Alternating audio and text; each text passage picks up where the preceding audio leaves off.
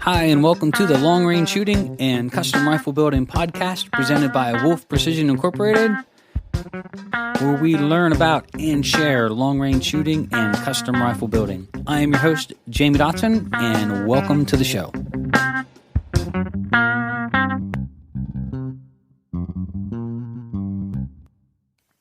Thank you for joining us again. This is episode 3 of the Long Range Shooting and Custom Rifle Building podcast. I'm your host, Jamie Dotson, and in this episode, we are going to be talking and focusing on caliber selection. We're going to be talking about muzzle brakes, recoil management, suppressors, and all the things that get involved in helping you pick and select the right caliber for you to learn the art of long range shooting. So thank you for joining us. Again, I'm your host, Jamie Dotson, and here we go. When you're getting ready to get into long-range shooting, or if you're already, shooting in competition, one thing to keep in mind is to keep in mind caliber selection. There are some pros and cons to the different things that we're going to talk about. I just want to cover a lot of this information for those that are, possibly looking to attend our school. So there's things I want to pass on to you to help you make the right selection for what we're trying to teach here.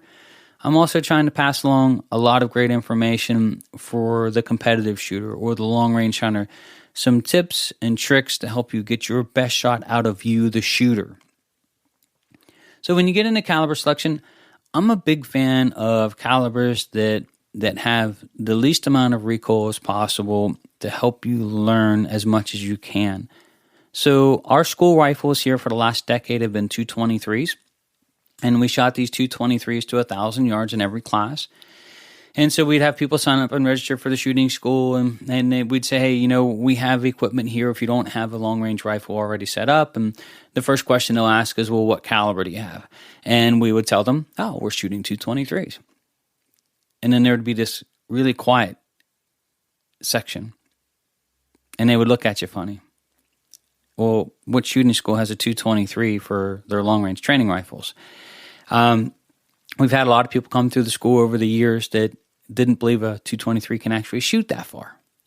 And I would try to explain to them in a minute or two to say, look, the reason we use 223s is we're trying to keep the recoil out of the equation, and we want to focus on teaching you the art of long-range shooting. Now, not only are we using a school rifle allow you to focus on learning the art and not the limits of your equipment if you're not coming properly equipped. But selecting the right caliber for that will allow you to teach or allow us to teach you twice as much, twice as fast. So here's how it goes. The reason we always shot 223s is that's what I shot as a trainer. Getting ready for competition in long-range shooting, you had the 22 long rifle, which was a really common thing for guys to practice with, but I wanted something that I could shoot at more distance. So my goal was to have a rifle that I could shoot at 6, 7, 8, 900, 1,000 yards, and possibly even take to some matches for some fun. And I did. I did just that. I've taken 223s to matches and have placed pretty well in some matches over the years with them. But my thinking was, okay, let's take a caliber that has no advantage whatsoever in horsepower, in wind, in anything. And let's focus on the art of long-range shooting. I often tell people this in the class, is that it's not the fastest car that wins the race, it's the better driver. And so we take a student on the second day, and we're shooting out to 1,000 yards, and for giggles, we'll put up water jugs beside the steels. I'm a varmint hunter at heart, and so I like putting little things out there besides the steel we have. And, at 1,000 yards with a 223, they're hitting and breaking these water jugs. And they're doing it with skill set. They're doing it with fundamentals. They're reading the wind properly. The 223 has no advantage in the wind at 1,000 yards. You have to get it right or you're going to miss. Fundamentally, you have to get it right or you're going to miss. But it even goes one step further than that. The lack of recoil allows the shooter to recognize what the pulse of the recoil is supposed to feel like, how the rifle is supposed to feel during recoil, what it's doing. And eventually, we're watching them shoot and we're giving them pointers and we're teaching them. But eventually they start to recognize under recoil that something went wrong. So eventually they can use the rifle's pulse and recoil and everything else to pick up themselves when things are going wrong. So I'm not an anti-Magnum guy. We do have people that bring Magnums to the school. I try to discourage it just because more often than not, they do okay at best. It just wears them out physically as a shooter. I can tell you that over the course of more than 10 years and thousands of people to the school that we've only had twice in the history of the school that someone shooting a Magnum has taken the Top Gun hat. So in other words, they scored the highest on test day. So if that doesn't tell you something, give you just a little bit of an inside pointer on that one. So what's some other problems when you're using a Magnum? Well, the other problem with Magnums is the fact that they hide a lot of the things that you're doing wrong as a shooter under recoil. So for example, I went to a sniper match many years ago. A gentleman was shooting a .338 lapel. We were shooting off of barricades. And he shot the first round, miss. He shot the second round, miss. And on the third round, he did a thing called a short stroke, in which he opened the bolt up, the empty case come flying out, but he didn't open the bolt to the rear far enough to pick up the next round out of the magazine. So in essence, he closed the bolt on an empty chamber. And when he pulled the trigger, he shook. He literally shook. And of course, he's doing this in front of all of his peers. So all of his peers are watching, and everybody got a giggle out of it. And he turned around as a great sport and we had a laugh with it and said, I need a smaller caliber. But on the serious side of that is, I will guarantee you he shook like that on the first and second shot. He didn't know he was doing it. And that's where the smaller calibers come into play. The recoil hides things that you are doing wrong. Now, some people are Magnum shooters. I get it. Some people can shoot them all day. It doesn't bother them. Me, I have a saying in classes, I think shooting a Magnum is like picking a fight with Mike Tyson. Fun to brag about, but it's going to hurt like hell. And for the majority of the people that we see come through the school with Magnums, I'm going to say that's the truth after 200 rounds, that there are Magnum shooters, but there's not as many as you think. Now, you get into the Magnum, let's go one step further. It's not just the recoil that hurts you as the shooter. It sometimes is the noise. And so you take a heavy recoiling rifle, it's kicking the living daylights out of you, absolutely no fun to shoot. I mean, 3, 4, 5 round shooting at prone, it's wearing on you already. So the first thing you do is you go put a muzzle brake on it. Well, that's great. It does reduce the recoil, but it doesn't reduce it all the way. But it did make it really, really loud. Now, here's the problem with this. Remember, I said we shoot 223s at the school for our school rifles. Our school rifles weigh 17 pounds, and in most cases are suppressed. So they had no recoil whatsoever. With or without the suppressor, a 223 does not have any recoil. However, though, I can tell you from having younger people come through the school, and we can put them on a 223 and they're hitting targets like boom, boom, boom all day long. We'll get some younger kids, we'll take them out shooting with their parents from 9 to 14 or 9 to 15 just to introduce them to long-range shooting. And they're hitting targets 500, 600, 700 yards like taking candy from a baby. I mean, it's just absolutely incredible to watch. However, though, all I had to do was reach up and pull the suppressors off of those rifles and half those kids would stop shooting as well. We introduced the boom or the noise, and half of them start to develop some issues fundamentally. And the same thing happens to adults. Some people have this tick. I don't know what it is, but if you take a hammer and you slap it off a steel table and there's a group of people standing around, somebody in that room is going to get fatigued from that. They're going to be blinking every single time. They're going to be jumping every single time you do it. They can't control it. And so you take someone who's not enjoys shooting a Magnum, they turn around and stick a muzzle brake on it. Now they're getting a double whammy. They're still getting recoil. The gun still has recoil to it. But now they've made it twice as loud. So now they've got increased noise and recoil to deal with. So it just makes it fundamentally deteriorating to the shooter. Now, last year we brought 6.5 Creedmoors to the line. That's what we're shooting now at the shooting school. But I still personally own a 223 trainer. Guys ask, well, what's your favorite caliber to shoot? I will tell you it's my 223. I shoot it all the time. I ran them in matches. I just have an absolute great time shooting and training with them. All right, so let's move on from caliber selection to talking about recoil management. And so I tell people coming through the school, by taking into consideration, recoil, it pays dividends over 3 days of shooting from the prone position. And you'll have people that'll come through with muzzle brakes and suppressors. So let's take a few minutes and let's talk about muzzle brakes and suppressors and some of the pros and cons to it. I am a huge fan of suppressors. I wish they would be legal. We bought 2 more for the shooting school for coming up for 2019. Great asset for on the line. Muzzle brakes, I get it. They're relatively inexpensive. They do reduce the recoil. Some of the brakes out there have names like the Fat Bastard, or Hellfire. And if you've ever been in matches years ago where you're laying beside one of them shooting all day, yeah, it's like hell. So I went to a training facility last year, went down with a couple friends and spent some time with a gentleman. And a friend had asked that I go along with him and introduced me to this gentleman. And it was a pretty awesome time. However, though, my friend had a muzzle brake on his rifle. And for the course of the entire day, just wore me out. So the muzzle brakes are great for the shooter, but they're terrible for the person shooting left and right of you. So I'm a big fan of suppressors.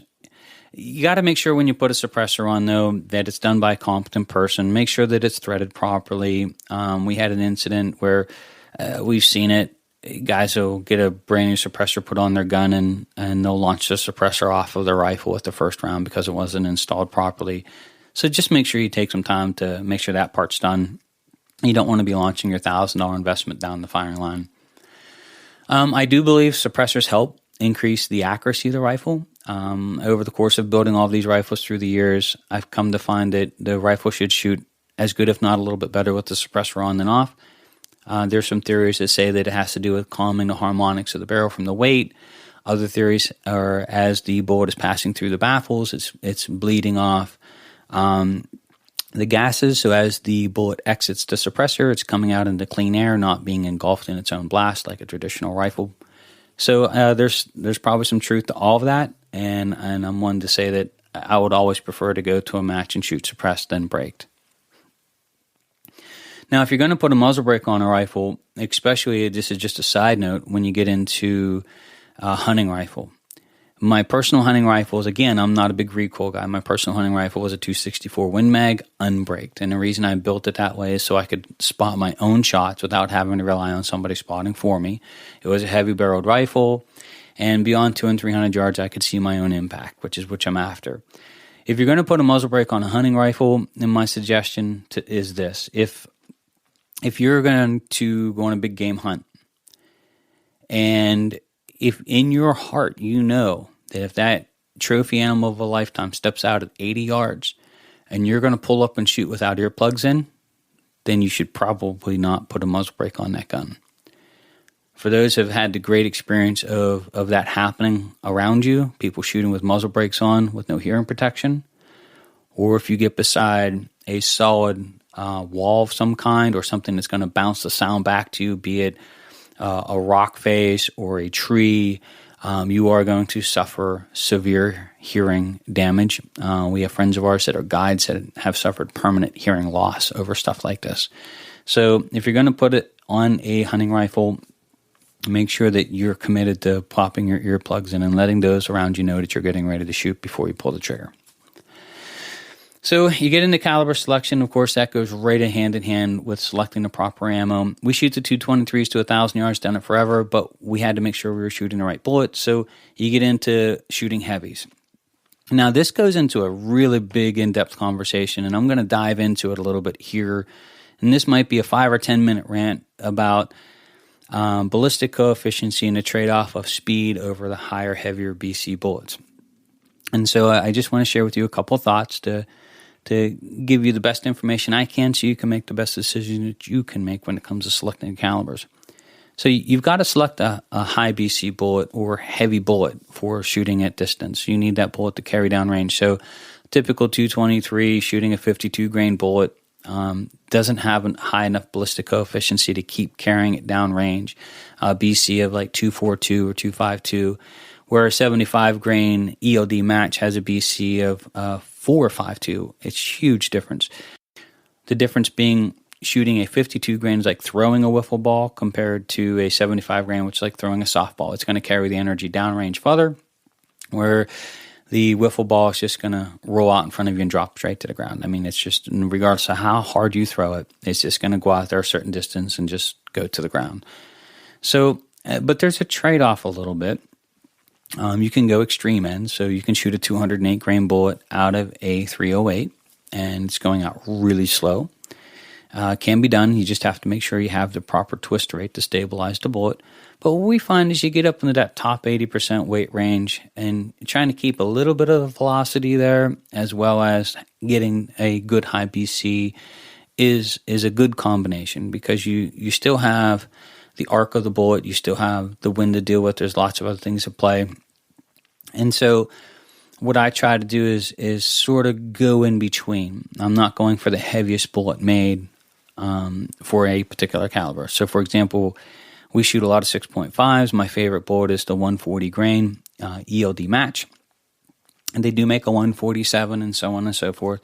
The reason I stay with the 140 grain is it has a little bit less arc to it at distance, so it requires a little less dope. It's running a little bit faster. And so if you get at 600-700 yards on a small target, an error of 5 or 10 yards from a rangefinder or from a match director, if I can narrow that arc up and down a little bit, flatten that arc out just a little, there's less chance I'm going to miss it high or low. So if I go super heavy, if I try to shoot a 160 grain bullet out of it, for example, each 10, 15 yards, it requires a fair amount of more adjustments at distance. And so I try to split the difference and go with, if the heaviest bullet I can get is, for example, like in a 30 cal, the heaviest bullet I can get is a 220 or 225 grain. I'm probably not going to shoot that in a match. I'm probably going to shoot, a 168, a 178, something like that. Now, let's talk about bolt guns and semi-autos. This is one here at the school that I'm going to try to cut off right out of the gate. The semi-automatics, they have their place. AR-15 style rifles, fantastic tools for what they were designed to do. However, though, when it comes to precision shooting, nothing really bests a really good bolt gun. And I can tell you, over the course of over a decade of owning and teaching a shooting school, out of all of those years and all of those shooters, we've had lots of people bring through their quote-unquote precision AR. And only once has anyone ever taken a Top Gun hat on the shooting test. One shooter. And it wasn't that his rifle was just this tack-driving rifle. It really wasn't. It was a 1 minute of angle gun. It's just that that particular day, he was able to run it to its fullest potential and score a couple extra more hits than the other students. But generally speaking, the bolt guns hold a little bit more consistency and accuracy. They have some potentially less issues on the firing line. For example, feeding and functioning. We've had issues with the ARs with that. We've had issues, of the ARs getting heated up and then the round lays in the chamber for a minute or two before they fire it. And of course, they start missing high and low. There's just all kinds of issues with it. So I don't throw them out and say, look, you can't bring an AR-15 to the school. But I do throw a huge word of caution out there, and I tell them the same story I'm telling you now, is they don't have a great history. A lot of them never made it to the end of the class, and very few shoot consistently accurate enough to take the Top Gun hat, with the exception of one. Now, the other thing to get involved in long-range shooting that I think is worthwhile to talk about here in this podcast is then when you go from learning the art of long-range shooting to applying it more in a match-type scenario or match shooting. And so when you get into this type, when you're talking about caliber selection, again, things change a little bit. So what I try to focus on when I'm selecting a caliber for long-range shooting is right out of the gate is I want to be able to spot my own shot. I want to be able to see my own impacts. There are lots of great spotters out there, and I always appreciate help at the matches. However, I can tell you that you are the best spotter that money can buy. So the ability to spot your own impact from the perspective of you, the shooter, is priceless. And so for that reason, of course, like everybody else, when I first started into long-range shooting, my first caliber was a 308. And that's what everybody shot. If you went to a sniper match, 15, 20 years ago, you've seen the majority of the shooters there shooting 308s. It's what was the caliber to shoot.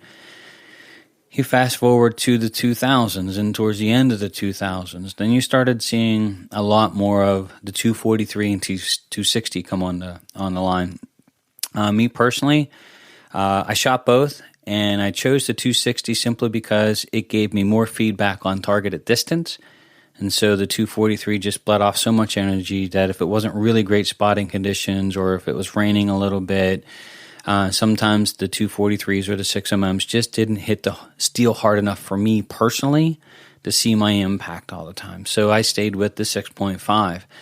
And so over the years, I shot out lots of 260 barrels. It was one of my favorites. And really in the 6.5 caliber was one of the few choices that you had. You had the 6.5. In the 260, you had the 6.5 284. And you had some wildcat variants. But I fell in love with the 260.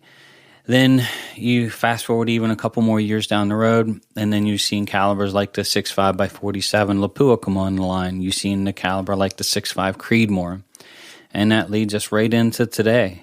The caliber selections now you've got, the 6BR has made a nice comeback because of the ability to feed and function properly from a magazine modification kit. You've got the 6 Dasher, which is a faster version of the 6BR coming online. You've got the 6mm Creedmoor, which allows you to push 108 grain or 115 grain bullet, really fast, and with a lot less recoil than what the 6.5s deliver, making it really nice for you, the shooter, to self-spot. So where I'm at is I really like the 6.5 by 47 Lapua. I think it's a fantastic design case, just really, really accurate. You can shoot the 140, the 123 ELDs. Both are fantastic selections. I've played with both. The feeding, the functioning, a little bit shorter case. It's just a fantastic match cartridge. And, I always like to remind people, too, that most of your matches are truly won. If it's a long-range tactical or sniper-type match, most of your points are within 600 yards. And so precision plays a big part of this. If you up the horsepower to try to score that one extra point at distance, your recovery time on close targets, your follow-up shots, all that starts to deteriorate and you lose more points than you gain. So the 6.5 by 47 Lapua, absolutely fantastic cartridge. The other one that I think is, it really needs no introduction is the 6.5 Creedmoor. So we changed our school rifles over to the 6.5 Creedmoor this past year, simply because we wanted to shoot factory ammunition here at the school, and we wanted to let those that we wanted to let those shooting our school rifles here that it didn't require a special quote unquote secret sauce ammunition to make these rifles shoot this way. And so we wanted to let the customers know that if you come through the school and you shoot a rifle, that you can, either buy the rifle that you shot, of course, or build a new one, and you can expect to purchase that ammunition off the shelf, and that rifle is going to perform the same. You are not required to make hand loads to get these rifles to shoot the way that they do. And so that was the main reason for switching them over to the 6.5 Creedmoors. I didn't have the time to reload for all of the ammunition through the year on top of trying to shoot in some matches. And then B, we wanted to let them know that it was the rifle that played a lot in the key to the accuracy, not a hand load. So, one of the beautiful parts about the 6.5 Creedmoor is that there's an abundance of ammunition everywhere. There's a huge selection. And the other part is relatively inexpensive compared to some of the other types of cartridges when you go out and you try to buy match-grade ammunition. I really think Hornady did a nice job keeping the cost down and the quality really high. So, if you're getting into this for the first time, you really don't have to rush out and buy a bunch of reloading equipment to start shooting and enjoying long range. You can pick something like the 6mm Creedmoor or the 6.5 Creedmoor, and you can buy the ammunition by the case, and the stuff shoots fantastic. I was a little hesitant on maybe I had to prove it to myself that this ammunition was truly that good.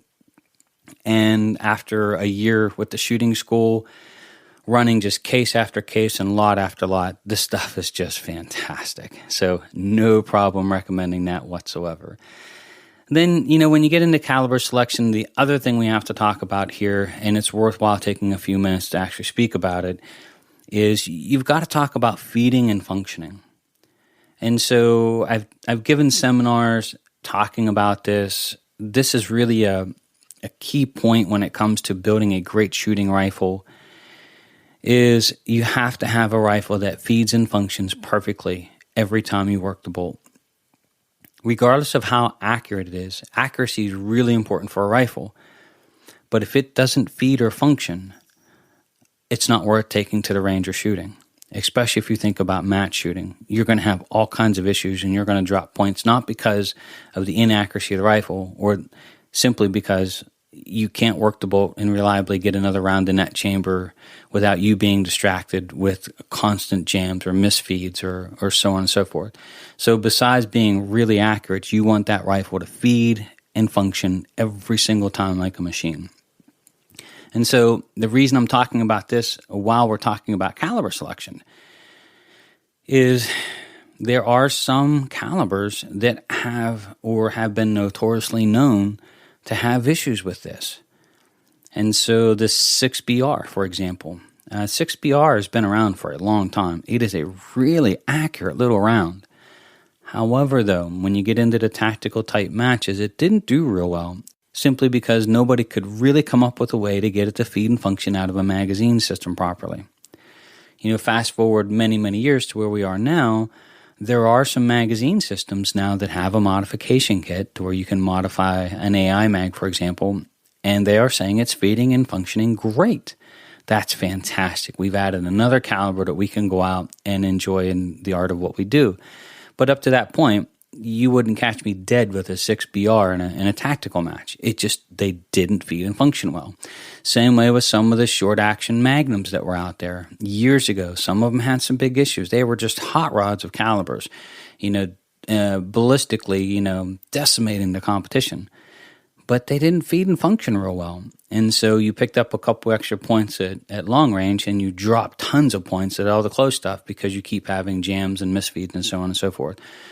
So beyond shooting really accurate, you want to have a rifle that feeds and functions the ammunition, flawlessly. And then that boils down to actually selecting some of the different cartridges and paying attention to the ones that need modifications to get them to work like that. So the last thing I want to touch base on before we end the episode here, and I think it's just something else to talk about. I am a big fan of having suppressors on the line here at the school. I wish they were legal to own in every state. I know, right now you have to jump through hoops and you've got to, send in for your tax stamp and so on and so forth. It really is a pain in the butt. But I will tell you from someone who's been shooting them in competition for many, many years and, someone who has suffered, severe hearing damage from my many years in the military and aviation and MPs and police and CERT and all that stuff. I only wish that we had suppressors 20 years ago, 30 years ago, when I started shooting to save my hearing. So when you're out hunting, I think a suppressor is a fantastic tool. The game might not be alert that you're there when you crack a round off. It really takes that big report out of the rifle. Match shooting, it calms down all the gases being blown all over the place like the muzzle brakes do. And there are some cons to it. Of course, you're adding length to the barrel and you're adding weight to the rifle. But truthfully, if it's something that you really want to get and something that you like, just pay attention to who's building the quality suppressors at the time and try to stay with who's making top shelf stuff. And that way you don't buy something that has some issues later on. But, having them here at the school is a blessing. You'll notice if you're shooting a suppressor, especially at a match years ago when you'd have 15, 20 guys on the firing line one time in a stage. It's funny how the guys with the muzzle brakes will slide in next to the guys with the suppressors because the suppressors are that much more enjoyable to shoot beside. And now don't get me wrong, I ran muzzle brakes on my match gun for years and I've punished a lot of people just like I get punished today with muzzle brakes. So I don't complain. But they really are just that much more pleasant to shoot, a little more expensive. Yes, you got to wait for the tax stamp. Yes, it's going to cost you $200 for the stamp. Yes, they're expensive, but I will say personally, I can't wait for the day that they legalize one where you can just go in and buy them over the counter. I think every shooter should have one. So I hope this helped you prepare for, whether you're going to a school, another school, our school, whether you're just trying to get tooled up and get started in long-range shooting and you're thinking and reading about all of these calibers. I mean, it's really fun stuff to go through. I enjoy sitting down and reading all the new and latest and greatest.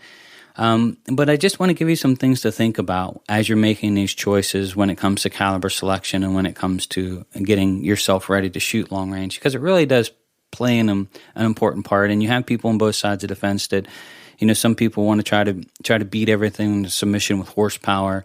And I sort of go the opposite route. I say learn the skill set first and you can apply it to any rifle you shoot, Magnum or otherwise. So I hope that you enjoyed the podcast. And again, I'd like to thank you for joining us. Coming up here next year, we are hoping to have one new podcast a week. We have our new system up and running. Everything is running smoothly and great. I've got lots of great subjects coming up that I would like to share with you, as well as some really cool interviews with some people in the industry that we've known for many years. I'm excited to have them on as guests and to share lots of great information and knowledge that they have to share with us. So again, thank you for joining us. My name is Jamie Dotson from Wolf Precision Incorporated, and you are listening to the Long Range Shooting and Custom Rifle Building Podcast.